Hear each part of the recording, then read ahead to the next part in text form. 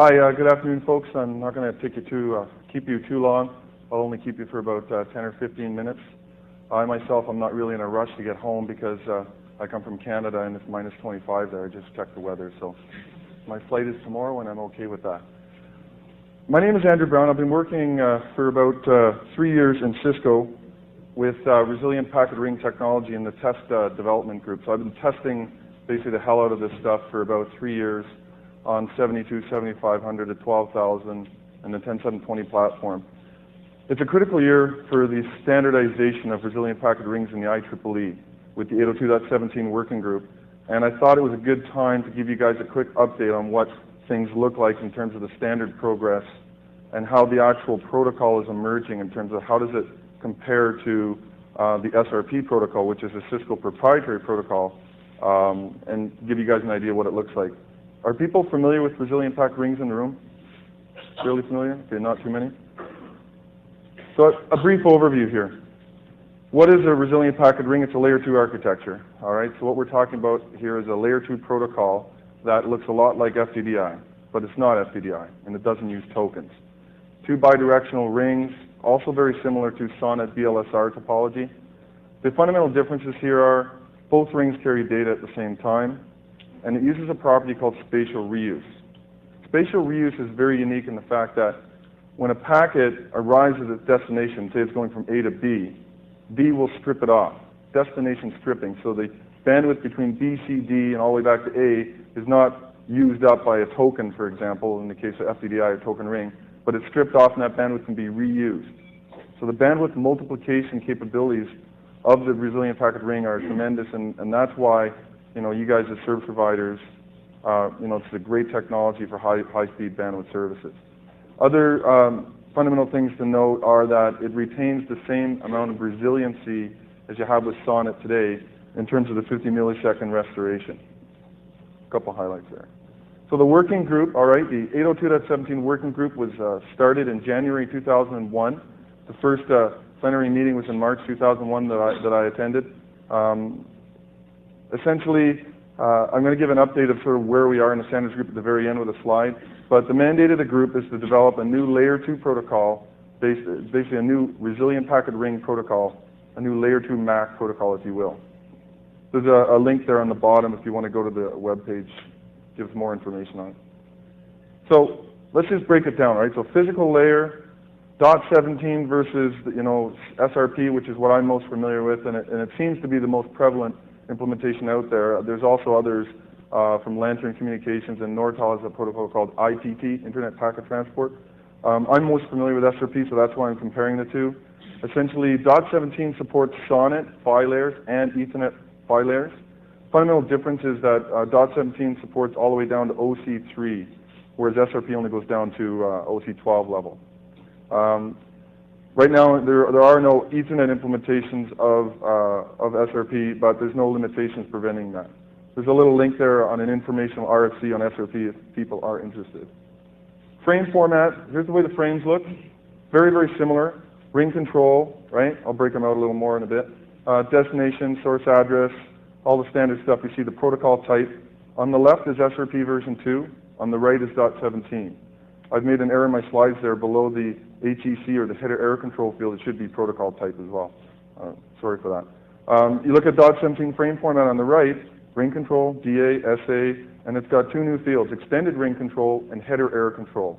Header error control field was introduced because a lot of vendors in the standards group, in the 802.17 working group, wanted to do TDM over IP.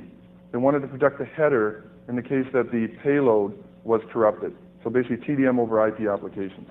The extended ring control field is introduced basically for bridging. So if we break out the SRP frame format detail, you can see that your TTL, right? Standard 8-bit TTL field. You've got your ring identification field indicating which ring the frame was sourced onto. So the destination node knows when to strip it off. You got a mode field, whether this is a control frame or a data frame, all that good stuff. And you've got a priority field, which indicates the level of priority of the SRP frame, whether it be a type of service 0 to 7, for example. And then you've got a parity bit, which does a little bit of parity checking across the control field. In 802.17, very, very similar, ring identification field. You got some new fields here. One is fairness eligible.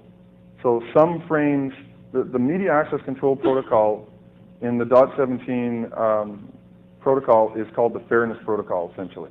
And some frames are subject to the fairness algorithms and some aren't. For example, voice and low latency frames. When you dig into the standard, it makes more sense. But the other types of bits you'll see in the .17 header is you'll see the frame type, the service class, whether it's class A, B, or C, and wrap enable, for example. Some other different fields that were introduced because it was required. In terms of the extended ring control field, you got another TTL field, and all of these fields here are used for bridging. So right now the bridging is a real big area in .17. It's Appendix E in the standard. The standard's sort of work in progress. It hasn't really been published on the website yet. All of these fields are basically specifically for bridging. And if in order to get into details of these, it's too beyond the scope. But that's basically what that field's used for. So if we look at bandwidth control, all right, essentially the .17 fairness algorithm is very SRP-like in the fact that it supports global fairness, meaning every node on the ring gets an equal share of the bandwidth on the ring. The cool thing about .17 that is a great improvement is the weighted fairness. So this allows some nodes on the ring to have more bandwidth than other nodes on the ring. So if you have a typical access POP scenario, access nodes feeding into a POP scenario, very, very useful in those applications. There's 3 levels of priority in the MAC. In SRP, there's only 2. There's a high and a low. You have a class A, B, and C in .17, and that basically introduced a new medium priority for CIR type traffic. Topology, .17 supports auto topology discovery because .17 supports 2 types of protection modes. There's either steering or wrapping, which I'll talk a bit about in a minute. It also supports extended topology frame. So you can basically have the nodes on the ring discover each other's weight, or whether they support jumbo frames or what have you. Where this field is going to be very useful is in the layer 2, layer 3 interaction stuff that's actually going on in the IETF. There's an IP over RPR working group in the IETF which is going to start really picking up this year. And they're working on how do we basically interact, take advantage of the layer 2 properties of a resilient packet ring and coordinate that with layer 3 in terms of MPLS traffic engineering, resource reservation, all that sort of stuff. And this is where those TLVs are. That's where you guys are probably going to be most concerned. Protection switching. 2 modes are supported in .17, steering and wrapping. The default mode is steering. All right. Essentially, the fundamental difference is that when you support steering, you only need 2 nodes to do a protection switch. Very similar to SONET. You have 2 nodes, you have a fiber fail in the middle, they both detect the loss of the laser signal, what have you, and then they just immediately wrap around the failure and send the packets going back the other way. They don't worry about the optimal way to shift the packets. They basically reroute optimally after the wrap. So you wrap and then you steer is what it's called, right? Now then there's the steering side of things, which is that whenever you have a failure, you basically get feedback messages from other nodes on the ring and determine the most optimal direction before you start actually steering the traffic. Potential disadvantage there in some scenarios is that you can have more packet loss compared to steering. However, in the bottom there I've mentioned that steering supports .17 supports a strict mode. So in some situations you can actually get misordering of packets when you're wrapping and unwrapping, all right? And so some application protocols require no reordering or duplication. So that's where the steering and the use of the strict mode may come into play. These are the sort of discussions that are happening right now in the standards group. In terms of other stuff, there's operations, administration, and maintenance functionality. There's these layer 2 echo response messages used for network management. You can basically do layer 2 pings between the nodes. And there's all sorts of different flush messages that are supported in order to help this flushing of packets so you don't get reordering and duplication. Bridging is also supported.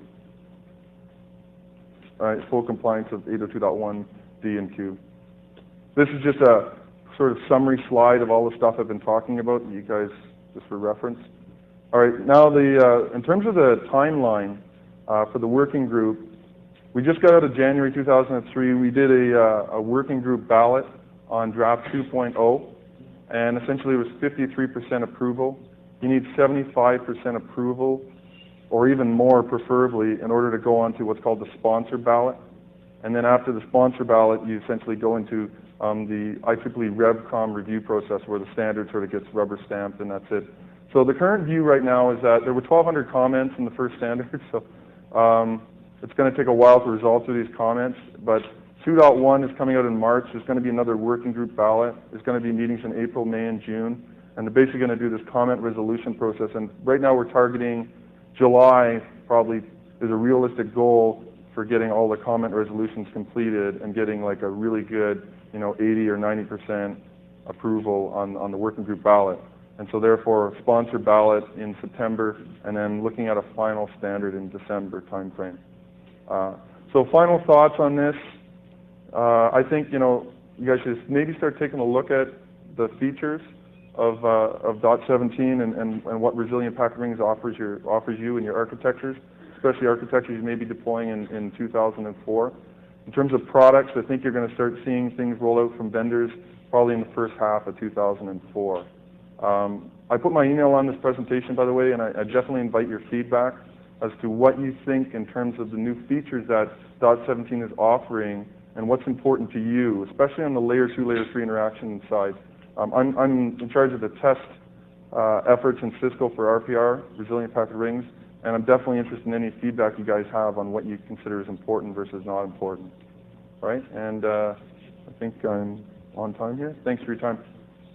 Any questions?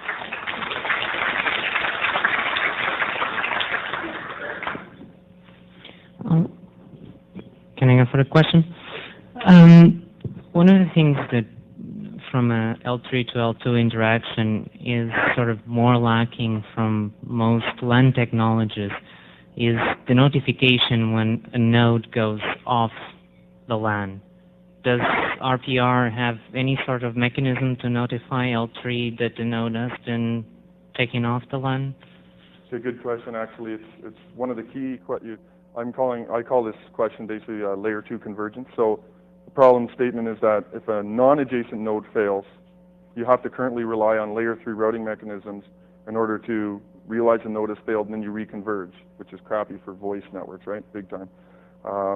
So right now in the standard, there's nothing specifically that is actually dealing with that.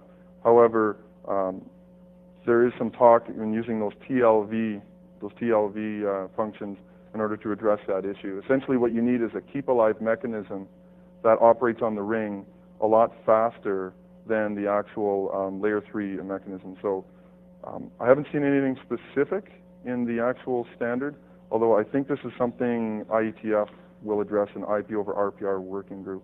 Hopefully that answered the question. So I haven't seen any discussion specifically at L2, because these guys in 802.17, like I'm a layer 3 guy myself, I'm an IETF. These guys are, they're just starting to liaise and work together with these the IETF folks. So they're really relying on IETF to solve that problem, because there's not a lot of people, layer 3 heads, that come to IEEE and talk about layer 3 problems, which is definitely a problem. Anyway, that's a good point, and it's got to be addressed, and I think it will be addressed in IETF.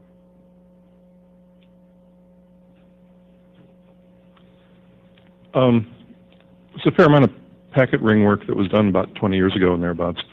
And I remember hearing a talk almost exactly 20 years ago, actually it was more like 23, from a professor in Maryland who had this idea of having packets go both directions and generally doing partial occupancy so you get more than one packet flying at the time. That adds to the complexity of the mechanism a fair amount, whereas the idea of a basic ring is whoever puts it in is the one that takes it off. And so I'm wondering whether there's any kind of analysis that says where all this extra mechanism, what kind of benefit it actually accrues to the overall system, a practical benefit. Talking about the practical benefit of the mechanism of stripping the packets off early? That and anything else beyond the work that was done 20 years ago. I mean, 20 years ago I was a long time. School, right? But I mean, maybe if you could rephrase your question and try and understand exactly. Well, I'm wondering how this work improves on stuff that's been around and solid for a long time. Okay, and it was sounding as if it's a lot more complicated And that's always a concern for stuff that's supposed to be real fast. Yeah, so is this stuff more complicated than, the stuff we've done in the past? I mean, I've given a very quick update. You can read through the standard yourself and you realize it's not as complex as maybe it appears because I've thrown a lot of stuff out. The bandwidth improvements of the resilient packet ring protocol over SONET and FTDI alone is the justification for this protocol, big time. On top of that, you're retaining all of the benefits, resiliency benefits that you had in SONET in terms of the protection switching. And the complexity that is in the silicon in order to implement this, I mean, this has been implemented for 3 years now by many vendors. So I don't think it's more complex, I really don't. But maybe we can talk offline more about it. That's my personal opinion on that. Just to address Dave's comment, you still have to do source stripping for multicast and broadcast frames. For unicast frames, you do destination Absolutely. stripping. Multicast is source stripped. Yeah. Any more questions? Thank you for your time. Thank you, Andrew.